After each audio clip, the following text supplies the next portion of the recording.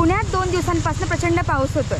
हे तुम्ही इथे मागे असलेल्या पाण्यावरनं पाहू शकतात, कारण की धरणामधनं प्रचंड मोठ्या पाण्याचा विसर्ग इथे करण्यात आला आहे। एवढं असलं तरीही आपल्याला बाप्पाच्या आगमनाची आतुरता एवढी आहे की तरीही आपण बाप्पाच्या आरासाची शॉपिंग करायला तुळशीबागेत निघालो आहे।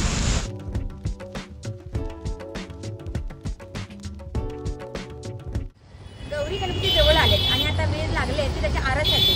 आता आपल्याकडे वेळ आहे कमी, तेव्हा कमी वेळात चांगली आराधना करायची असेल सर्व पुणेकरांसाठी उत्तम पर्याय म्हणजे तुळशीबाग। आणि म्हणून आपण आराधनेचे शॉपिंग करण्यासाठी आलेलो आहोत तुळशीबाग येथे। इथे कशा कशा प्रकारचे आराधनेचं साहित्य उपलब्ध आहे, त्याचबरोबर यांच्या किमती काय आहे, त्यांची व्हरायटी काय आहे, हे सर्व आपण या व्हिडिओमध्ये पाहणार आहोत। त्याचबरोबर हे सर्व फिरून झाल्यावर आपण थोडंफार खाण्यासाठी काहीतरी खाऊ गल्लीमध्येही जाऊयात। तेव्हा आपला व्हिडिओ शेवटपर्यंत नक्की बघा आणि सुरुवात करूयात आपल्या व्हिडिओला। 100ला 3 आहे मॅडम, 100ला 3 मॅडम।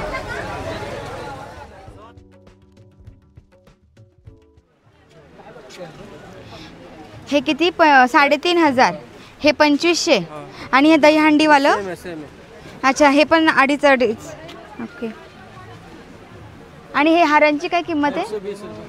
हे सगळे 120ला। तुळशी बागेत प्रवेश करायचा म्हणजे प्रचंड गर्दीचा सामना करावा लागतो। आमचंही तेच झालं। गर्दीतनं वाट काढून पुढे आलो आणि पुढे आल्यावर तुळशी बागेच्या मध्यावरतीच आपल्याला पुण्यातील मानाचा चौथा गणपती म्हणजेच तुळशीबाग गणपती पाहायला मिळतो। ही मूर्ती प्रचंड मोठी असून अत्यंत सुंदर अशा दागिन्यांनी मडवलेली आहे। हा वाला ना, 2 लाईन 1200, 2100, 2,500, 3,500, 4,000। शॉपिंगची पंढरी असलेल्या पुण्यातल्या तुळशी बागेमध्ये एक प्राचीन आणि पुरातन राम मंदिर आहे। चला तर मग तिथे आपण दर्शनाला जाऊयात। हे मंदिर पेशवेकालीन असून 17व्या शतकातले आहे। या मंदिराच्या शिखरावरचा कळस हा 4 फुटाचा आहे। मंदिराचे छत हे लाकडी असून मंदिराच्या परिसरात गणपती, दत्त, विठ्ठल रुक्मिणी, महादेव, मारुती, शेषशाही विष्णू यांचीही छोटी छोटी देवळं आहेत। हे मंदिर जुनं असलं तरीही व्यवस्थित जपल्यामुळे आजही अगदी छान आहे।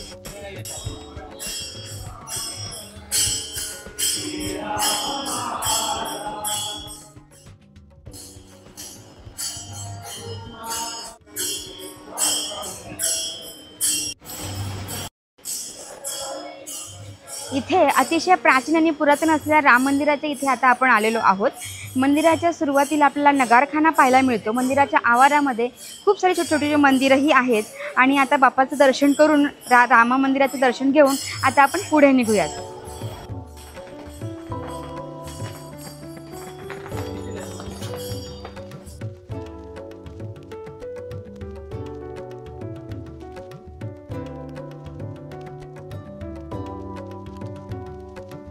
तुळशी बागेमध्ये आपल्याला अनेक साऱ्या शोभेच्या आणि दररोजच्या वापराच्या वस्तू पाहायला मिळतात। गणेशोत्सवामध्ये किंवा दिवाळीमध्ये, गौरीमध्ये तर हा परिसर वेगवेगळ्या शोभेच्या आणि आरासाच्या वस्तूंनी सजलेला असतो।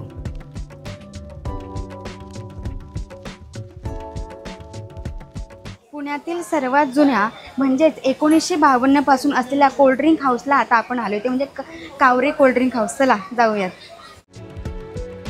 चालून चालून दमलोय आणि म्हणून आता आपण जाऊयात पुण्यातल्या सर्वात जुन्या असलेल्या कोल्ड्रिंक हाऊसमध्ये। हे दुकान तुळशीबागेत असल्याने शॉपिंग करून दमलेली थकलेली लोक इथे हमखास पोहोचतात। इथे वर बसायलाही उत्तम जागा उपलब्ध आहे।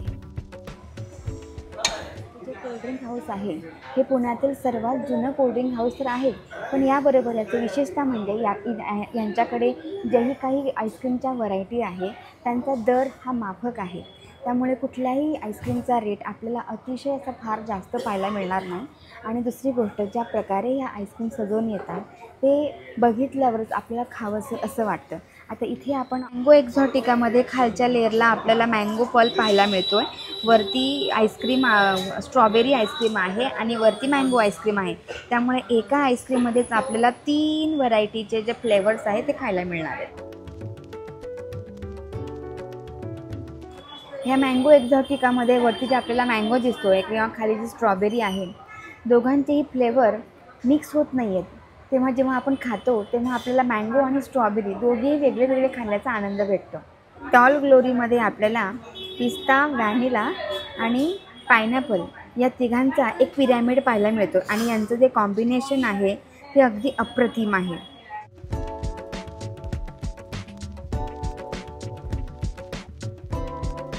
तांबडी जोगेश्वरी पुण्याची ग्रामदेवता याबद्दल सर्वांनाच माहिती, तिथे आपण नेहमीच जातो. मात्र तांबडी जोगेश्वरीच्या व्यतिरिक्त इथे काळी जोगेश्वरीचंही मंदिर आहे. ते मंदिर जे दत्त मंदिर आहे, ते दत्त मंदिराच्या समोर हे मंदिर आहे, तिथेच आता आपण जाऊयात.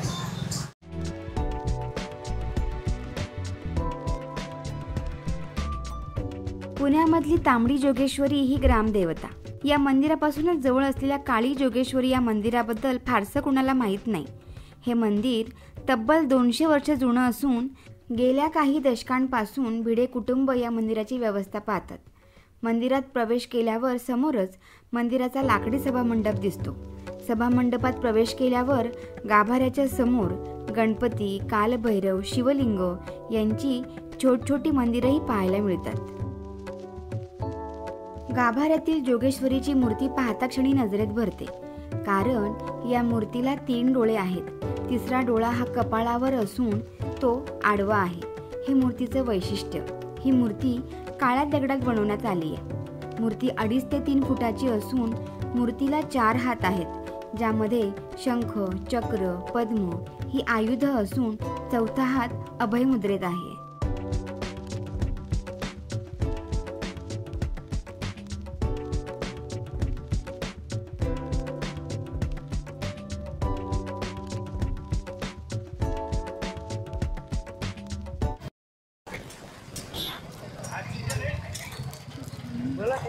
टोटल दादा 150 का.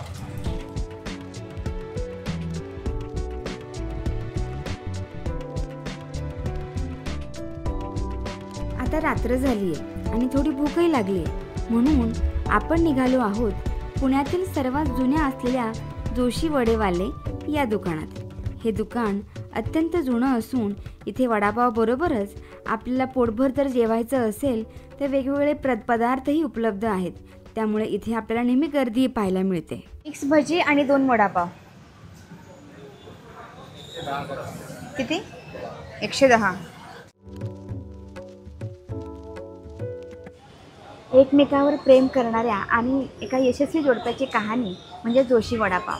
त्यांनी नोकरी न करता व्यवसाय करण्याचं ठरवलं. व्यवसायामध्ये भरपूर खस्ता खाऊन आज त्यांनी जोशी वडापावची एक मोठी अशी फ्रँचायझी तयार केली आहे आणि त्या जोशी वडापावला आज आपण आलेलो आहोत. इथे आपण 2 वडापाव आणि मिक्स भजी ऑर्डर केलेली आहे.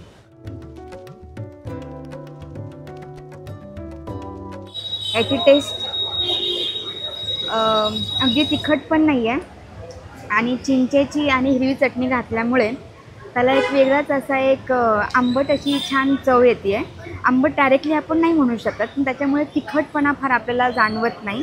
त्याच्यामुळे बाहेरचं जे आवरण आहे ते कडक आणि आतली सॉफ्ट चटणी आणि तो वडा ह्याचं मिक्सचर जेव्हा आपण खातो तेव्हा खाताना अगदी चविष्ट लागतं.